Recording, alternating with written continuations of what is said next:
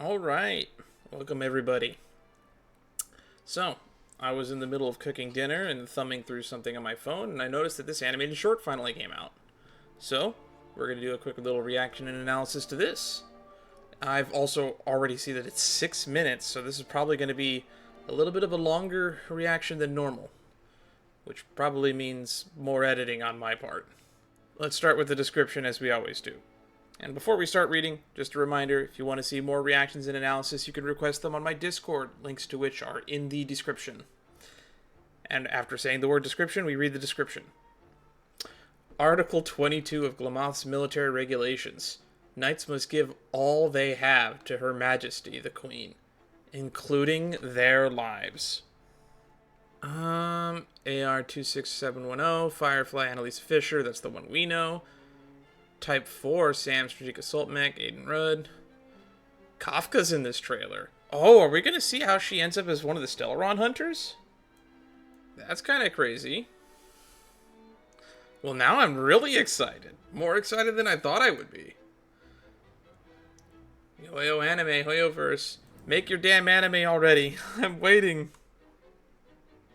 Alright, let's get into this.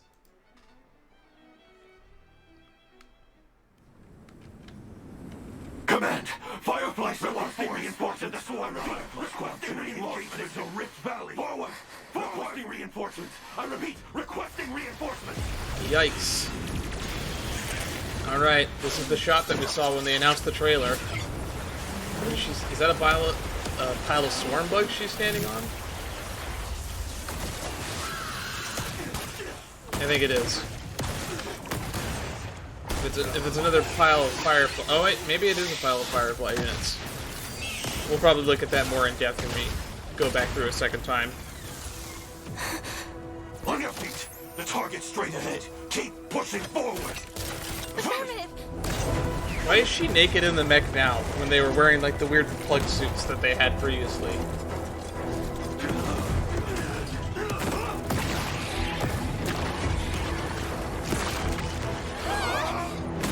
Swarm. You know, I said I would look it up before this trailer came out, but I never had time to try to check out when was the Swarm War, the fall of Glamoth, like, chronologically. Oh, that's a big boy.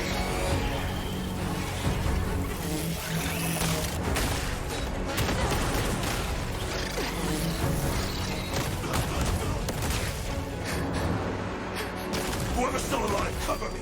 I'm going for the swarm mother! Copy! Take it! Witness! Activate it when you see the signal! It's a oh, they're gonna go... This one's gonna go nuclear in the thing.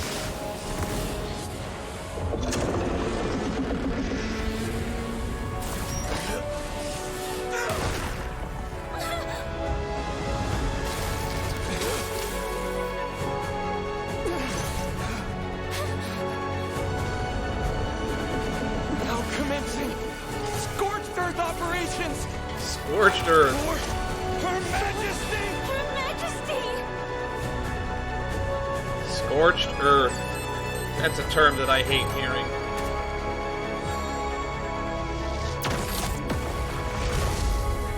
So can each one of those units go nuclear?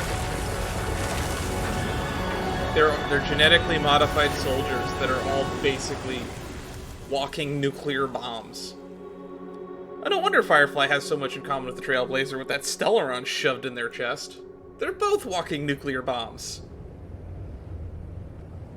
And then there's the cell degradation from the entropy loss syndrome. God, Firefly's entire existence is pain. Oh god. Oh god, that's a bunch of corpses.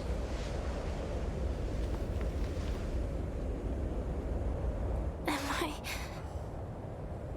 dead? Not yet. Who died? Everyone. That's a lot of corpses. I'm amazed that they can even show this. Is YouTube gonna take this down later? Can I even show this on YouTube? Oh shit. Is that the one with the glasses from the previous short? Born to fight. Oh god. Such is the honor of Glamoth's other cavalry.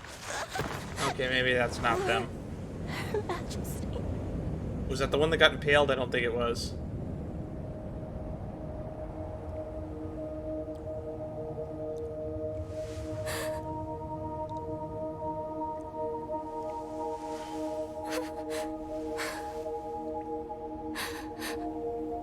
Why do we die? Because you're expendable. Why do we live? Now that is a question I cannot answer for you. For Glamoth! For the Empress! Although I'll tell you this much, that's probably not the correct answer. Glamoth no longer exists. Oh, did Glamoth fall before this point in the war? Oh, this Dreamed existence of a sucks. scorched earth. A new shoot sprouted from the earth. It bloomed in the morning sun and whispered to me.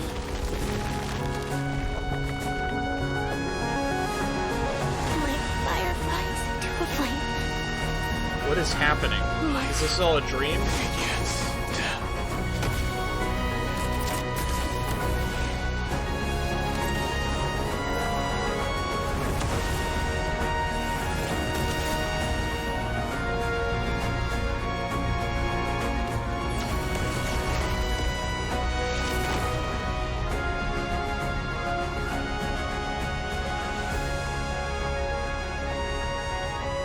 And there goes the planet.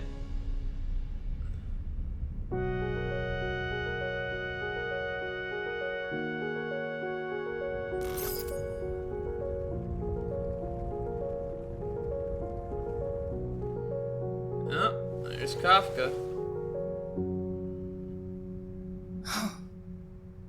Fireflies dancing among the stars. Elio. When are we going to meet Elio? There's some theories about how the person that was at the end of the 2.2 story might have been Elio. Well, time to go back and do some deep analysis. So let's get a closer look at this pile of what I assumed were swarm bodies at the start. Okay, that's a good freeze frame. It's kind of hard to tell. The coloring makes it really annoying. This was a great trailer, but the dark and gritty imageries. I'm not a big fan of dark and gritty because dark and gritty is usually in a tone and shading that makes it really hard to discern much of anything. As I mentioned in the first watch through, when they announced this trailer, this was the one shot that we were given. Maybe it's a combination of Firefly units and swarm bugs. It kind of makes me crazy to think that all of this stuff shooting is all probably SAM units shooting up every little bit of crossfire we see, because last I checked, the swarm doesn't have guns. I could be wrong. I could be mistaken. But last I checked, the swarm doesn't have guns. And all of these massive explosions might actually just be SAM units self-destructing. That's kind of crazy to think about. I've already mentioned it once already, but the fact that each one of these units basically has the ability to go thermonuclear seems a little bit ridiculous. Look at the dense fog. This is reminding me of that time where we had to deal with this massive bug. I guess they call it the Mother. There it is. Just like the one that we saw in the Argenti companion mission. Hard to believe that these things are out there in the world still. The Aeon may have fallen during the Swarm disaster, but the Swarm is still out there. And they're still destroying planets. Because Firefly doesn't strike me as that old. I don't really know how old is she's supposed to be. If she's older than 26, I'd be surprised. So I chronologically don't know when the fall of Glamoth was. And if I don't even know if the planet they're even on is Glamoth. As we saw from that line from Firefly a little bit later. It's like, why do we live? Glamoth is already gone. Oh, this is the person who gets up in a bit. I can tell because they have the red cloth on them. Or maybe they're this one. There's a few of them have the red cloth that's draped over them, actually. Born to fight. This scene right here. So why are they all like naked now? Like I thought they were wearing all wearing these weird suits underneath, inside the armor. Is it like a stylistic choice, or like when you get more powerful, do you not need the clothes anymore? I don't get it. I know there's probably a weird pervy reason that they're naked inside the suits, or mostly naked, but I just think it's kind of weird that they have these weird suits that are numbered so that we can identify them. But then they're just like naked or wearing like this one bit of red cloth. And the queen that is mentioned in the description that Glamoth is fighting for, Titania, is what the queen is named, because I learned that from the relic set that we have in game, which is the Queen of the Fairies, which I think it's kind of neat that we get this whole Firefly motif with the Firefly SAM units. And then we see the entire destruction of this planet, which I am assuming is Glamoth. I could be wrong. To be honest, before it blows up, it doesn't look at all like Glamoth does in the planar set. So this could just be some nondescript planet, or maybe it is supposed to be Glamoth, and after it was just scorched earth. I guess I could talk about that a little bit. Scorched earth is a military tactic where you destroy everything, usually while retreating, so that there's no strategic territory that can be taken or seized. So in other words, they fucking glassed the planet so that the swarm couldn't take it over. They killed everyone because the enemy can't win if there's nothing to take.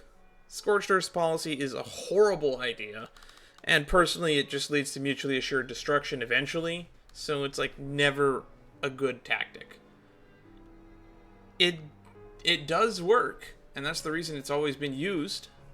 Russia famously used Scorched Earth policy against the invading Nazis in World War II. And it was horrible, so any ground that they gained didn't give them any benefit. But it's like an eye for an eye type deal. It leaves everyone blind. So they basically all killed themselves in an attempt to protect the planet from the swarm. But you could look at it as somewhat noble in the grand calculus of the universe, because by preventing the swarm from spreading to this planet, or spreading beyond this planet, they sacrificed all their lives to prevent the swarm from spreading a little bit further. And I'll let you all consider whether that was worth it or not. I personally do not think it was. I think an evacuation might have been a better strategy. Save who you can, personally, is a better strategy in my opinion. Let the suicidal people take themselves out, and as many of the enemies they want with them. But you should still try to do evacuations, and try to save as many lives as you can. Killing the enemy should never be the priority. And then we have Kafka just sitting in wherever this is. Looking at Firefly just off here. I honestly didn't know or think that Firefly would be capable of just existing in space. In the vacuum of space with like no oxygen. There's definitely a parallel here with March 7th. Because March 7th was found drifting in space. But in March 7th's case, she was frozen in a block of, 6-phased ice? Firefly, in this instance, she's just floating there. Glowing, but floating nonetheless. Completely exposed to the lack of elements, let's say, because space is mostly nothing, let's be honest. And the fact that Kafka is here at all says something about it. I don't remember if this is correct, actually, but someone told me that supposedly that Sam was the first person recruited into the Stellaron Hunters. Because Kafka's like the pseudo leader. We know Elio's running the show behind the scenes, and that they're all just working for Elio. But if the first person that Kafka recruited was Sam, and this is this moment, I honestly wish we saw a little bit more of this. Or maybe even got like a spoopy line from Elio to finally get a VA for Elio. Because we could cross-reference it with the end of the Penacony story for that voice that was playing there right before the credits. I don't know. I'm a little bit hooked. I'm definitely going to be pulling for Firefly. I believe I have like 60 or so pulls ready to go right now. And probably won't be pulling right away. I'm probably going to try to finish the 2.3 story first. That way I can just start farming materials. Because the banner's going to be around for like 20 days. I don't need to be pulling on day one. I don't feel the need. The next time you see me here, we'll be reacting to Firefly's character trailer, or character demo. Because if this trailer is out now, we should expect to see that in a day or so. The 18th is coming up. Today's the 13th, so less than, at the time, although it's like 2 hours from the 14th when I'm recording this, so less than 5 days until Firefly goes live and you can be able to get your pulls for him. If you want to be there when I do my pulls, you can see me go live at twitch.tv/Sheet Streams, links to which will be in the description of this video, as well as links to my Discord where you can be notified the exact moment I go live.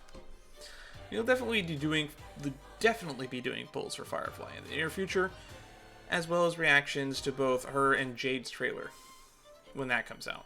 Overall, I really like this short. Despite the fact that it was 6 minutes, I wish we got a little bit more. As much as I like animated fight scenes, I wanted more story and a little bit less fight scene. I wish this scene here with Kafka went on for like maybe another minute or so. I already mentioned that I wish we got more. But now I'm just adding stuff to the outro that I don't need to add to the outro. Next up, they're going to recruit Blade. Let's give Blade an animated short next. Who knows? I'll see you when I see ya. But hey, look forward to... I guess the next video you'll see me upload after this will be Cloran's character story in Genshin. But I'll see you in the next video. Bye-bye.